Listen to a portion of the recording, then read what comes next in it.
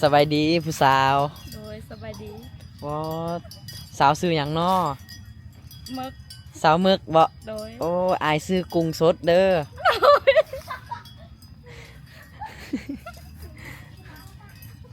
หมู่บ้านยังน้อนี่บ้านตะกอบ้านตะกอโดยอ๋อสาวบ้านตะกอสาวเผ่าบรูมังกรมีแต่คนงามเนาะแม่นอ๋อโดยเฉพาะแม่นสาวมึกเนาะงามเนาะได้ผู้บ่าวแล้วบ่นี่ยังยังโสดบ่โดยโสดตอนผัวบ่อยู่บ่อยากเลยเอ้าสดเลย โสดร้อย แม่น อ๋อโสดร้อยเนาะโดย นี่คือคิดว่าตัวเองเฒ่ามันเฒ่ามึงได้จะสี่มึงดู เท่าทุกบอล เฒ่าทุกบอล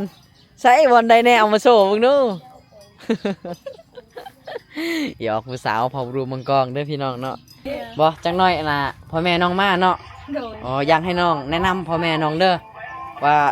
อันนี้คือลูกเคยของแม่ หยอกผู้สาวเด้อพี่น้องสบายดีพี่น้องเนาะตอนนี้บ่าวไทยบ้านนอกกามาอีกหมู่บ้านหนึงเนาะของชนบทลาวชนเผ่าบรูเผ่ามังกรเด้อพี่น้องเนาะอันนี้คือบรรยากาศหมู่บ้านเพิ่นเนาะพี่น้องบรรยากาศดีบรรยากาศงามเนาะพี่น้องเป็นหมู่บ้านดังเดิมพี่น้องเนาะเบิ่งเนาะเขาอยู่ในนี่กะลายหลังคาเฮือนในพี่น้องเรือนศาลบ้านซองของกระเจ้าเนาะแต่กะดีหลายพี่น้องไฟฟ้าเขามาหอดจอดถึงในหมู่บ้านนี่ว้าวเรือนศาลของเพิ่นเนาะพี่น้อง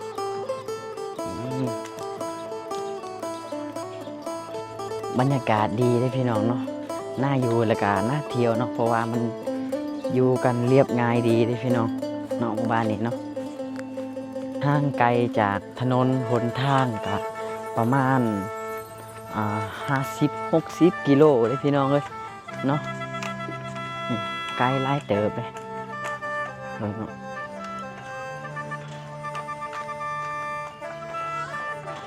บรรยากาศมืดๆในพี่น้องฟ้าครึ้มฝนเนาะแต่กะบ่ฮู้ว่าสิตกหรือบ่บรรยากาศยามแรงเนาะมาเบิ่งเด็กน้อยสูบน้ำเนาะ2 คน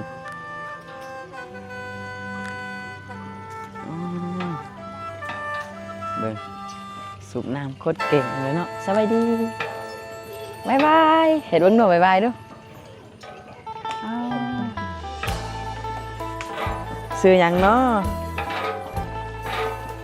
ผู้สาวน้อย2 คนเนาะกำลังสูบน้ำซื้อหยังเนาะผู้สาวน้อย2 คนนี่ฮะระเมิงเราป่ะเราระเมิงไหมฮะซ่อนกะกี้ละหน้าเหมือนอ้าวอ๋อเบิ่งสูบน้ำโคตรเก่งเนาะ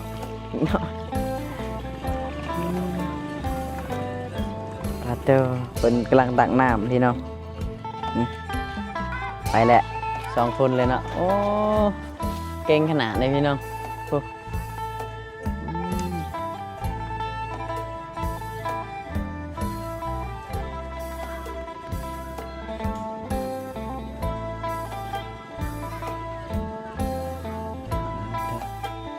ปาเตอร์เห็นบ่นะเปิดเก่งเลยเนาะ ตัวละแกบ่น้องเพิ่นว่าบ่ได้เมื่อยได้พี่น้องกำลังม่วนเพิ่นว่า สูบน้ำเก่งเอาไว้อีกแล้วคู่ที่2แล้วกลางซ่าไปอีกแล้วใครแต่เฮือนน้องเพิ่นติดกับน้ำบาดาลเนาะเพิ่นก็ตักง่ายแน่เดี๋ยวบ่าวไทยบ้านนอกนะสิพาพี่น้องไปทำความรู้จักกับสาวเผ่าบรูมังกรเนาะสาวงามประจำในหมู่บ้านแห่งนี้เนาะพาทุกคนสบายดีผู้สาวโดยสบายดีว้าสาวซื้อหยังน้อมึกสาวมึกบ่โดยโอ้อายซื้อกุ้งสดเด้อ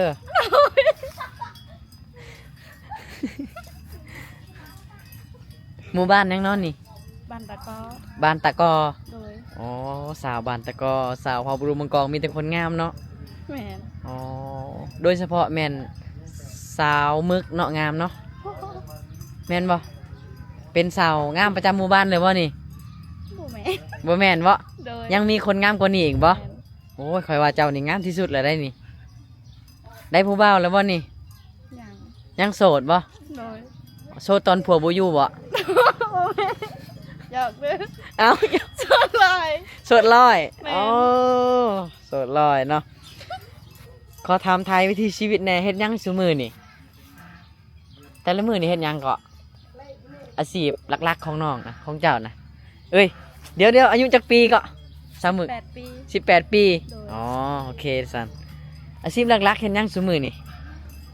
เป็นไห้ เฮ็ดไห่บ่ โดย อ๋อเฮ็ดไห่มีเฮ็ดนานนํบ่ มี เฮ็ดนาก็เฮ็ด เฮ็ด นาโนนบ่แท้นี่ บ่มีบ่ อ๋อ แม่น บ่ได้เฮ็ดนาโนนเนาะ แม่น ทงนาหลายบ่มีจักทง เสาปลาย อ๋อสาวปลายพุ่น ตกบ่แม่นสองตก สองทงบ่คิดว่าสาวปลายว่าคือหลายแท้วะ 18 ปี เดี๋ยวข่อยฟังเจะเว้าเมื่อกี้นี้เจะเว้าว่าเจ้าน่ะเป็นคนเฒ่าแหล้วแม่นบ่ แม่น เจ้าคือคิดว่าตัวเองเป็นคนเฒ่าทั้งๆที่ตัวเองยังอายุยังน้อยแล้วก็ยังงามนะคิดได้จังไดว่าเฒ่านะมีผู้บ่าวตั้งให้บ่หรือว่าคิดเอาเองนี่ คิดเอง คิดเองบ่อ๋อถ้าผู้บ่าวเขาก็เอิ้นว่าผู้สาวซ้ำน้อยอยู่แล้วเนาะ บ่ เขาเอิ้นจังไดล่ะ บ่ฮู้คือกัน เอ้าผู้บ่าวมาลมเจ้าเขาเอิ้นจังไดผู้สาว เขาบอกว่าติเอื่อยอิหยังกะ แม่นก็ได้ว่า เขาบ่ได้เว้าเนาะ โดย นี่คือคิดว่าตัวเองเฒ่ามันเฒ่ามองใดเจ้าสิเบิ่งดู เท่าทุกบอล เฒ่าทุกบอนใส่บอนใดแน่เอามาโชว์เบิ่งดู หยอกผู้สาวเผารูมังกรเด้อพี่น้องเนาะสาวมึกอายุ18 ปีเนาะอยู่ในบ้านอยู่หมู่บ้านตะกอเนาะสาวงามประจำหมู่บ้าน มีผู้สาวจักคนในหมู่บ้านนี่ 10 ไปก่อน 10 ไปคน โดย พาดคือหลายแท้ผู้สาวแถวนี้เนาะ หลาย อืมสาวแถวนี้หลายพี่น้อง เขาเจ้านอนจังใดเขานอน